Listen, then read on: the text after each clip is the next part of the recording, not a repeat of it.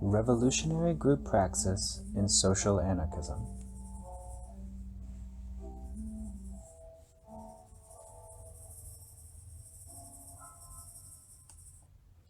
A note to the listener. The music playing in the background during the original words of the author will be paused when reading quotations. This will allow for a more seamless reading of the text.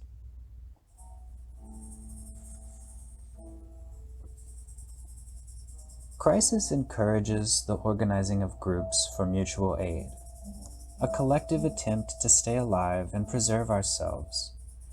However, radical effort put into survival can only address immediate issues and will not result in social transformation or long-term survival. During social unrest, the formation of groups often takes on characteristics of least common denominator organizing.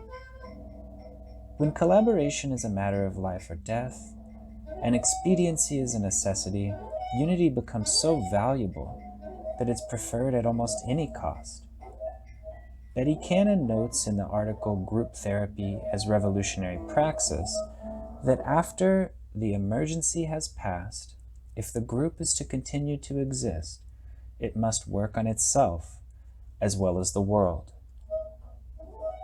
If this reflective, reciprocal, and externalized work is not done, a group in flux will either dissolve or become alienating, as it rigidly defines itself and demands loyalty.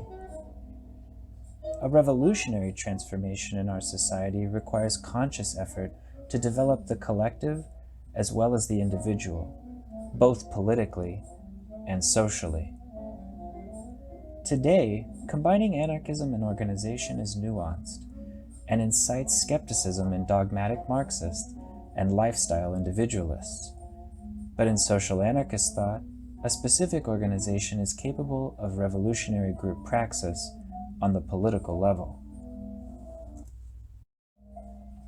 In a review of Especifismo, a contemporary iteration of this anarchist tradition, Charlotte Murphy explains that this particular theory was inspired by the history of anarcho-communists and platformists, and calls for the creation of a specific anarchist organization dedicated to a social revolution against the capitalist system and replacing it with a system of libertarian socialism. The anarchist communists of collective action describe the scope of this project as a fundamental reassessment of what we do and what we hope to achieve. It also means returning, as Weinigem would call it, to the politics of everyday life. This means reorientation of our practice to both the social and political level, and utilizing the richness of our own political tradition to clarify and improve our own organizing efforts. In organizing, social anarchists did not begin their analysis and engagement at the level of group or society at large. According to a specificist theory, the self-disciplined social work of an active minority of militants, committed to a common strategy, is the most effective way to bring about societal transformation and libertarian socialism. So, everyday life should be understood as the lived experiences of people, including militants. For this reason, unity of theory and strategy are obligatory, because this unity is the relational cohesion of free individuals. It is the social aspect of anarchism. Cannon's description of revolutionary praxis, which strives through the group to provide a different kind of experience in which the price is not the sacrifice of individuality and the result is genuine community, emphasizes these organizational priorities. In pure reciprocity, I regard the other not as an antagonist, but as another self. That is, as a person whom I recognize as being fundamentally like myself in his or her basic humanness. In such a situation, my partner's praxis is, as it were, at root, my own praxis, which has broken in two by accident and whose two pieces, each of which is now a complete praxis on its own, both retain from their original unity a profound affinity and an immediate understanding. This idea that the social context in which revolutionary freedom of thought and feeling can occur, and in which the only real relations are those between people who support and promote each other's freedoms, echoes the libertarian ethics of the specific organization and aligns with the core principle of social anarchist ideology. In the 2009 article Especifismo, Adam Weaver's first succinct point about this theory is its requirement for transformative group dynamic, the need for a specific space built around unity. This unity must be voluntary, not because group terror demands allegiance from every member, but because revolutionary space is created by the engaged presence of individuals. Everyone participating must be committed to changing themselves and the world. It is in this collective space that ideas are held irrespective of the general social framework, and therefore not subject to the mediations of capitalism and the state. In this carefully cultivated group, anarchist militants can realize new relationships and praxis that an individualist or authoritarian theory would never conceive. In the struggle for libertarian socialism, and in revolutionary praxis generally, ethical behavior involves the free promotion of another's free project, relating the other always as an end and never as a means. Revolutionary group praxis also implies a critique of groups driven by spontaneity and individualism, for their fruitless actions to be repeated over and over, with little analysis or understanding of their consequences. In the context of revolutionary group therapy, Cannon argues that the continued existence of a group requires a metamorphosis in the individual members and in the world. This change is sustained by each group member's continued action on the self, the group, and the world.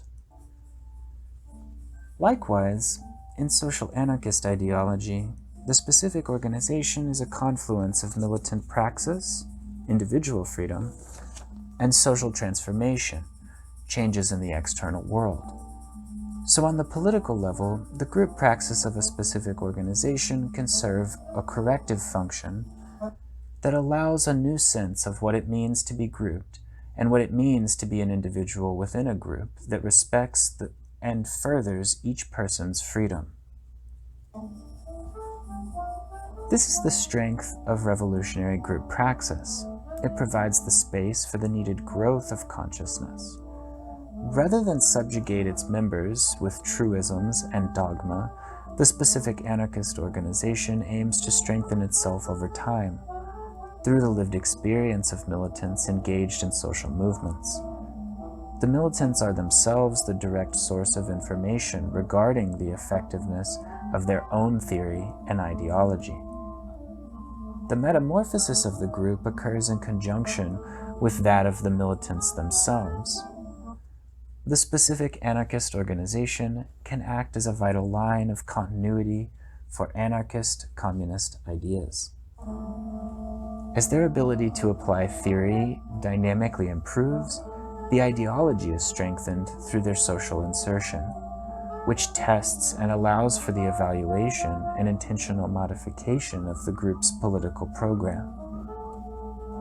Nevertheless, an effective revolutionary praxis must be committed to transforming the world, not just personal theoretical or ideological lines.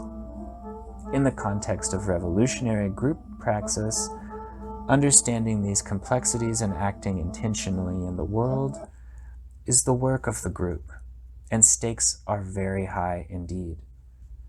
The principle of social insertion in its most basic form is to propagate direct action and direct democracy. Social anarchists do not wish to simply transform people intellectually without any responsibility to the oppressive conditions of others or recognition of their agency as revolutionary forces in their own lives. Unlike the ideology of lifestyle or cultural anarchism, social anarchists direct their individual praxis at the world in a collective and unified way. It is insufficient to experience transformative freedom personally from a remote setting.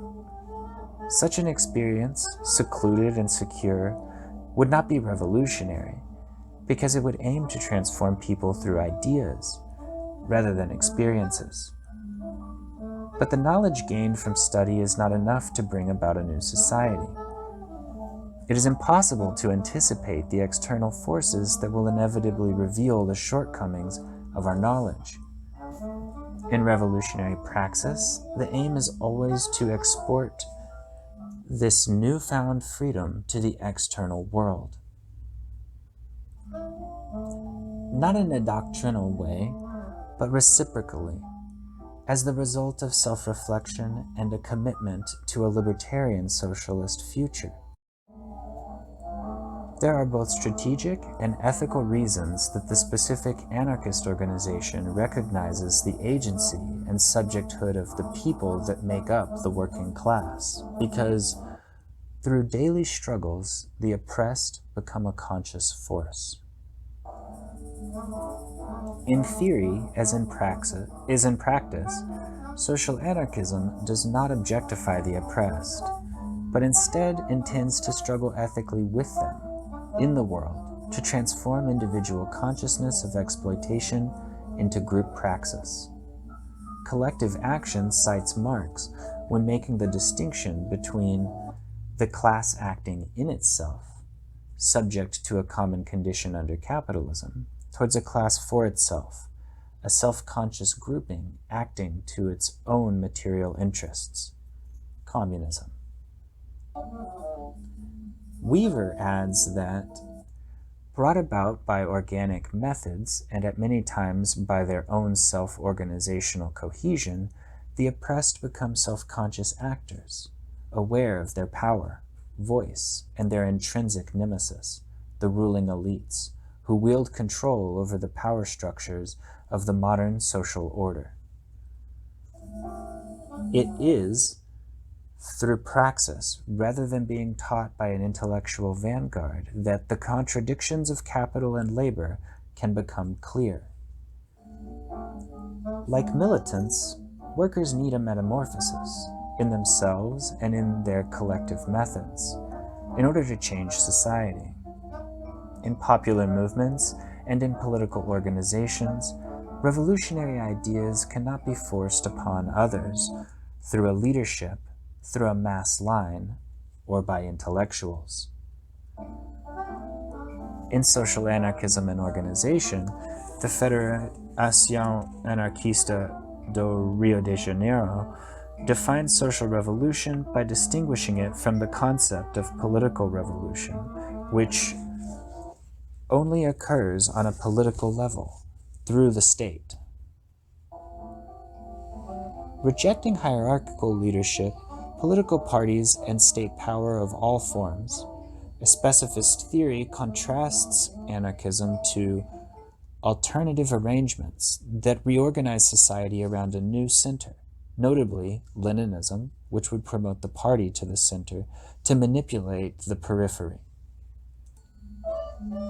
There is also a distinction to be made between the social insertion of a specifists, which aims to build social power through strategic unity and collective struggle, and the entryism of Trotskyists, which inserts itself in social movements to extract militant converts and build political power elsewhere.